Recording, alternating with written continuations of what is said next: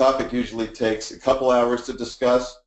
So this is concentrated, but at the end I'm going to give you a gift that will help you get whatever information that we did not have enough time to cover. So Bruce already gave you a brief introduction to me. Just real quickly, I focus exclusively on working with real estate investors. I assume everybody on this call is a real estate investor, and we do transactions, syndication, and joint ventures nationwide. I've been featured as an expert on television, radio, and in newspapers, been on Fox News, been on Squawk Box on CNBC, and I won't spend a lot of time going through my credentials other than to say I've been included as a super lawyer on the super lawyer list several times, and I have the highest ratings possible for ethics and professional excellence from the rating services.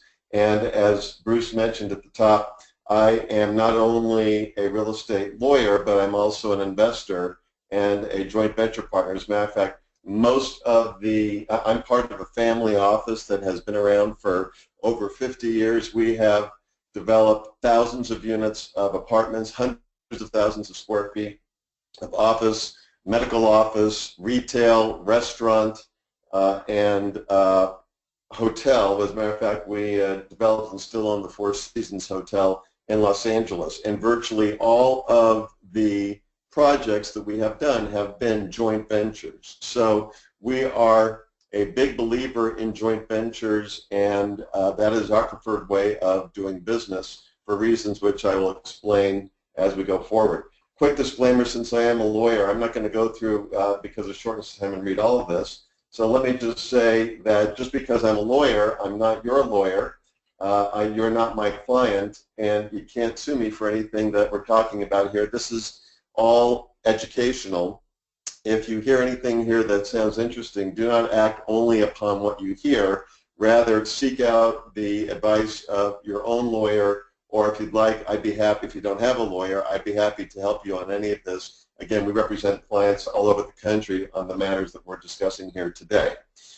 So the problem when it comes to joint ventures is this. I teach syndication, and as a matter of fact, I'm getting on a plane later today to fly to Boston to spend the weekend teaching syndication and joint ventures. The problem is the securities laws, and specifically the most important rule to make sure that you know when you raise money to make sure you're doing it in compliance with the securities laws is this, that before you can pitch your OPM deal to anybody, you must have a pre-existing substantive relationship with the offeree. That's the magic phrase, a pre-existing substantive relationship. So what does all that mean? Because those are all terms of art. In order for a relationship to be pre-existing, it must be one that the issuer, that's you, has formed with an offeree, that's your prospective investor, before the commencement of the securities offering. So that leads to the next question: when is a commencement of the offering? Basically, the offering is deemed commenced once a deal is contemplated, otherwise documented by being under contract. So if you have not already established a pre-existing substantive relationship with your targeted investor, with your prospective investor, before you put your deal under contract, it is too late to then go out and start to look for those investors. So what makes a relationship substantive?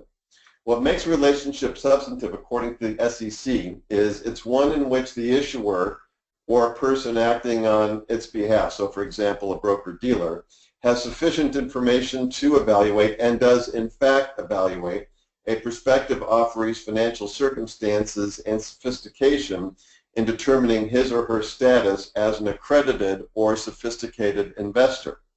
So that's the detail behind that phrase, pre-existing substantive relationship.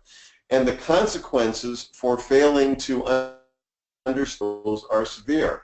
If you do not follow those rules and you bring somebody into your deal that you do not have a pre-existing substantive relationship with, that you could be forced to return their money at any point in the deal, assuming that it is it is within the statute of limitations that they make the demand for the restitution, or that they go to court and get a court order for restitution.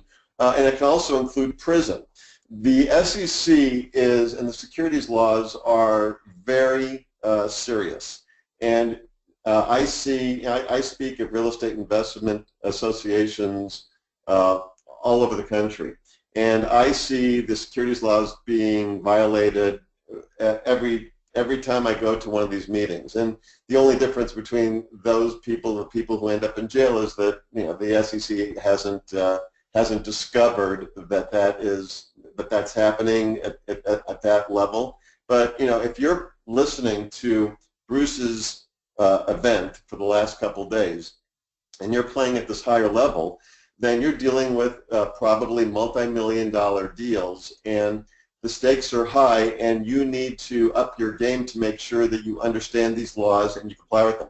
So when I explain all this that I just explained to you in front of a room of real estate investors where I'm teaching them about syndication, invariably I get somebody that comes up to me afterwards and says, well, I've already got a deal under contract, so what do I do now? I don't have the money, I need the money, I've got a deal under contract, I don't think I have enough pre-existing substantive relationships already in place to fund my deal. And that is the most typical situation that investors find themselves in. And that is where joint ventures come in, because joint ventures can provide an important solution. So let's talk about what joint ventures are. I'm talking about joint ventures not just by themselves, but joint ventures with the right partner, and joint ventures with the right partner that have been properly set up. So a joint venture, for purposes of this talk, is a venture with an active joint venture partner. You know, the term joint venture, it can be thrown around casually quite often, and it could be used to refer to whether you've got a passive investor who's just giving you money and relying upon you to make them a profit, or it could be active joint venture partners. I am talking about active joint venture partners because if you are dealing with active joint venture partners, then the restriction about what you can say under the securities laws to a prospective joint venture partner goes away. You can say anything. You don't have to worry about inadvertently making a securities offer.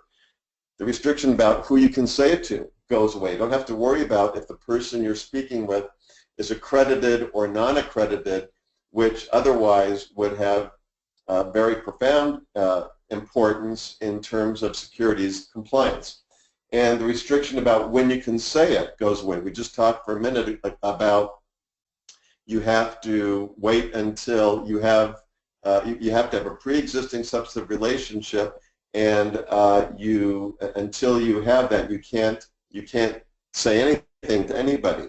That goes away. That restriction goes away. In other words, all of the securities laws compliance issues go away when you are dealing with active joint venture partners. So that is what I'm talking about today.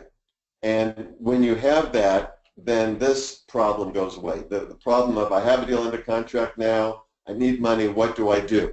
You don't have to worry about all those other restrictions. So that's what I'm focusing on in this talk. So let's talk about that joint venture. The joint venture where let's assume that I call up Bruce, I found a deal, and Bruce mentioned it in his talk. He said, well, what happens in this two-tier promote situation where you have your initial sponsor, and then you have you as the issuer, and then you bring in a partner sponsor, another principal, and maybe they come in with the money or they get the loan, and then the two of you together go to find those the money. So that the joint venture that I'm talking about is more that first relationship between you as the issuer and that joint venture sponsor who is going to be actively engaged, not the relationship between that sponsor and passive investors that are coming in. So let's talk about that's what we're talking about here, the joint venture where you're both actively involved. I don't have time to go through everything, so I'm going to go through some of the most important points that you need to understand when you're setting up your joint venture to make sure you have a successful one. The first question you need to be considering is, what is the best business relationship for us to work together? What do I mean by that? Well, there are a lot of different ways that you can put two people together in a deal. You can go in as both active partners, or it might be, if you need money for your deal, that you can structure your relationship as a lender-borrower. So instead of giving a piece of the action to a partner, you just borrow the money, because maybe the cost of funds for just borrowing the money is going to be a lot less to you than the cost of funds if you not only give them a return based upon an interest rate, but also an equity kicker. So you want to consider that. And then you need to, another option is to be an active investor versus passive investor, in which case it's not going to be, you get back into the securities compliance situation, which again is not my preferred way to do it. But this is the analysis that you need to do up front to understand that there are lots of different structures that you can consider in order to get to your ultimate objective, which is to get the deal done. And so it's going to involve really taking a look at not only the nature of the deal and what is the best business relationship for you and that other individual to work together. Next question you want to ask is, what's the best form of ownership for us? So there are several different forms. I'm going to mention general partnership just to be complete in the discussion, but having said general partnership, I'm going to tell you that you should never be using a general partnership.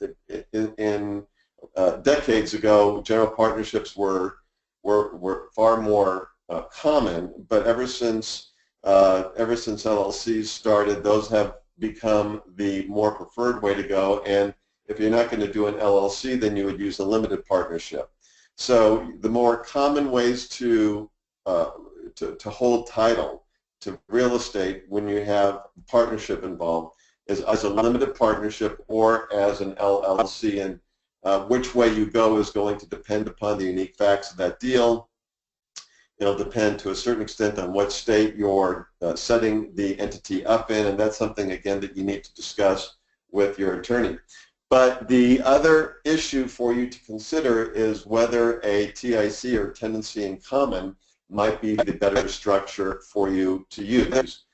The reason why a TIC might be the better way to go is for tax purposes, because if you want to maximize your flexibility on exit, then you want to use a TIC. Say, for example, you want to do a 1031 exchange, and you want to have the flexibility, if you're going into a partnership, to not be forced to go with your partner in this deal, because you, again, want to keep your options open.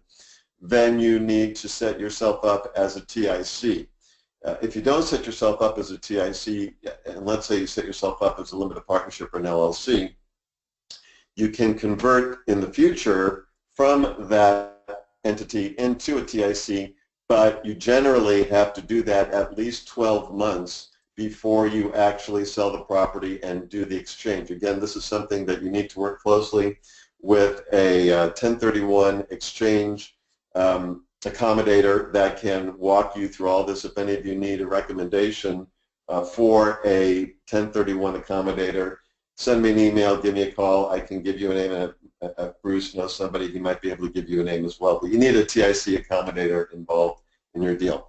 Another step to consider as you're setting up your joint ventures, what if more money is needed? In other words, cash calls.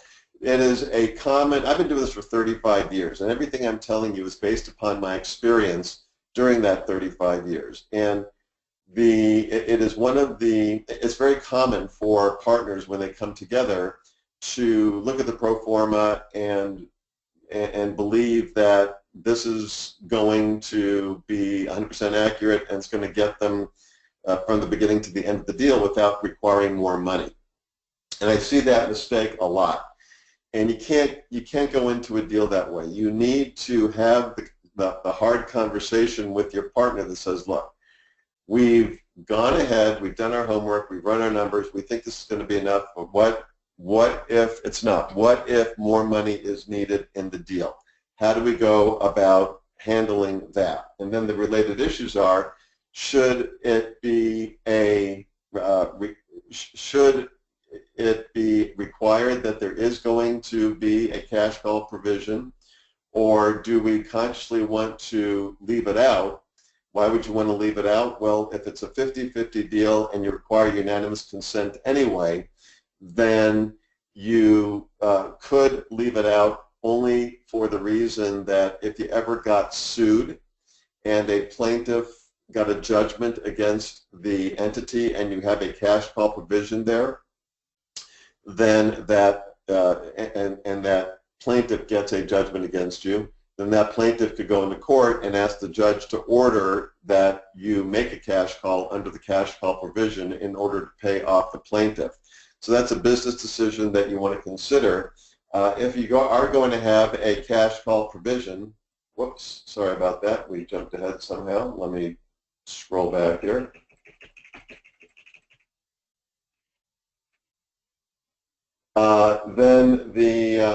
Then the question becomes, is the, wait a second, I think we got one more here. Yeah, if it's required, who decides that a cash call is required? Is it going to be one, or is it going to be one of you? Is it going to be both of you? Is it going to be unanimous? If there's more than one joint venture partner, then is it going to be majority? Is it going? So that's a discussion you have to have and a decision you have to make. What's going to be the procedure for the cash call? What's going to be the timing for performance if there's a cash call made? What are the consequences if there is a cash call default? Is it possible for one of the partners to make up a shortfall if the other partner doesn't come up with their share? If so, is that going to be in the form of a loan? And if it's in the form of a loan, is that a loan that is made to the entity or to the defaulting member? And what are the terms of that loan? At what point should there be a dilution of the defaulting partner's interest if they fail to come up with the cash call? And at what point should the venture be terminated? Again, I usually spend a lot more time going deeper on all these points. I know this is quick, but I want to make sure I at least get you some of this high-level information in your hands. And consider that all partners at the beginning of the joint venture relationship give each other a representation warranty regarding their financial condition, because if it turns out that any of the partners ultimately file for bankruptcy and they misrepresented their financial condition, then you might have a claim against them for fraud, which would enable your ability to recover from that partner to survive a bankruptcy as opposed to being discharged in the bankruptcy. So cash calls, very important. Exit strategies. This is one of the most frequently litigated issues and one of the most frequently overlooked provisions in a joint venture agreement, and it's basically a buy-sell provision. So the question is, when you start a joint venture, you think that everything's going to go according to plan, we're going to operate this property, we're going to sell it, and at some point there's going to be a payday. But quite often that doesn't happen. There are things that can happen which can result in a desire or a need by one of the partners to terminate early, and you need to talk about those exit strategies and what happens if one of those, what we call triggering events, occurs. The most common triggering events are death, disability, withdrawal, expulsion, bankruptcy, or divorce. There may be others, and so in every situation, what I do when I sit with the clients is talk about what other potential exit, what potential other triggering events they may be concerned about, because at the end of the day, every deal is different, and my job is to become a detective and understand when I meet with the partners what are their biggest concerns, make sure they're discussed, agreement is reached, and it is properly documented. So you need to have the discussion. What happens if there is going to be an exit before a sale of the property? And that leads to a buy-sell discussion, which leads to the next important discussion and the next important step in creating the joint venture agreement, which is how do we value interests on early withdrawal? In other words, if one of those triggering events occurs. And what that leads to is a discussion about valuation not only of your interest in the joint venture, but also in the value of the underlying asset. You have two choices. You can either disregard this, as some people do, and let a court decide for you, which will cost tens, if not hundreds of thousands of dollars, not to mention whatever you're going to spend on consultants and experts. Or you can have this discussion up front as part of this process and save all that money. So this is the way you want to have that discussion. It's a two-level analysis. As I said, there's the underlying asset, say the real estate, and then there's the interest in the entity. The conversation is, okay, what formula do we want to use? What's the procedure going to be? Are we going to use a broker to come up with value? Are we going to use an appraiser? Are we going to use multiple appraisals? If the deal's big enough, you may want to get multiple appraisals. But these are all important points to discuss, and then we document that in your agreement. The other step when you are putting together these joint venture agreements is to make sure you're hiring the right lawyer and documenting your deal properly. I can't tell you, I'm a litigator as well as a transactional lawyer, and I can't tell you how many times a dispute comes into my office where the document that is in dispute was a document that the partners pulled off the internet and tried to do themselves, or they used a lawyer who did not have enough experience in doing this. Maybe they were using a lawyer who was a friend, or a lawyer who maybe they're estate planning lawyer who really doesn't do transactional work. So you want to make sure you hire the right lawyer and document your deal properly. Again, we help clients all over the country to do this. So we'd be happy to talk to you about that.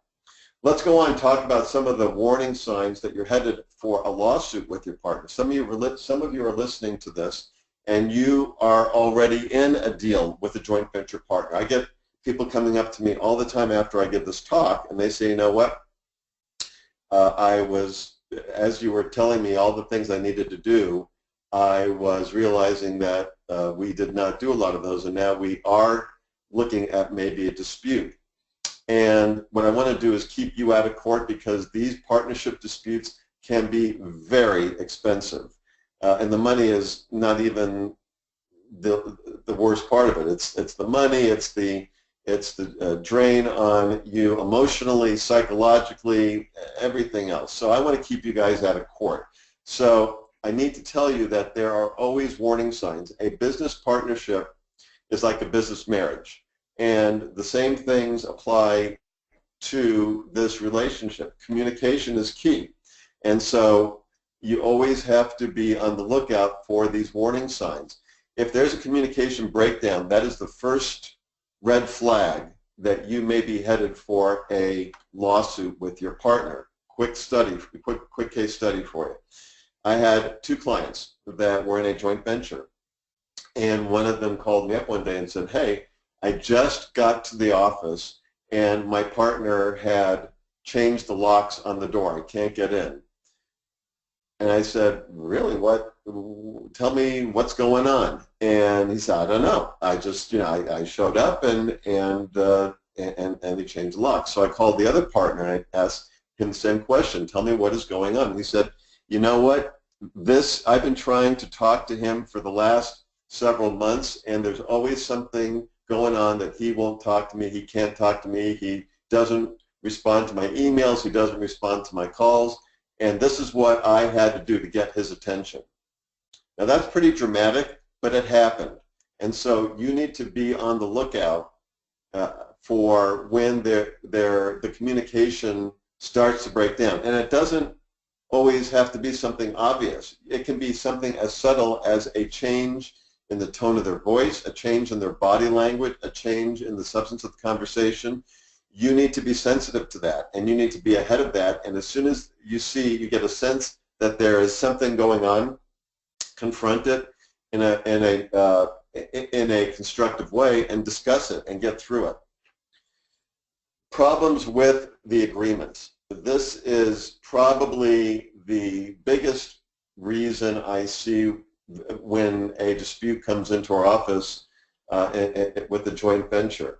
There could be a number of different problems with the agreement. And when I say joint venture agreement, if you're in an LLC, that's the operating agreement. If you're in a limited partnership, it's the limited partnership agreement. It's all the terms of your joint venture is all part of that document.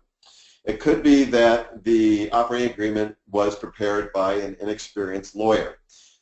We handled a dispute where the whole dispute arose out of language that was in the operating agreement, and in that particular, this is a multi-million-dollar dispute, and the legal fees for each side ended up being in 7 figures. So again, this is staying out of court is going to it's very important for you in this business.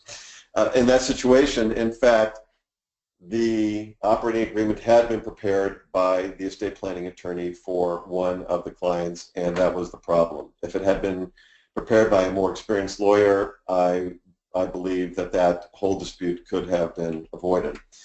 Another problem is that there is no clear definition of who is contributing what to the deal. Managing expectations is key, and a lot of times these operating agreements do not specify who's bringing what to the deal, either in terms of money, in terms of additional cash, in terms of services, in terms of time.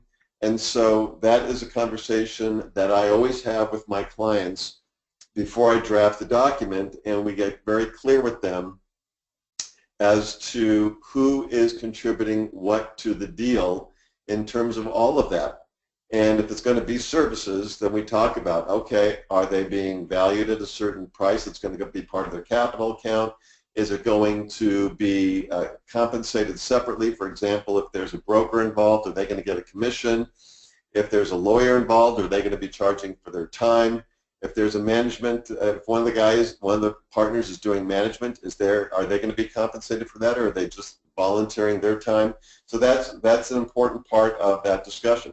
The other thing is that it may not address cash calls, and again, when the deal needs money, that's when the fights really arise. And so if it doesn't address cash calls, then if you already have one of those agreements, pull it up and look at it, then you should get with your partner and get with your lawyer and modify it to address cash calls.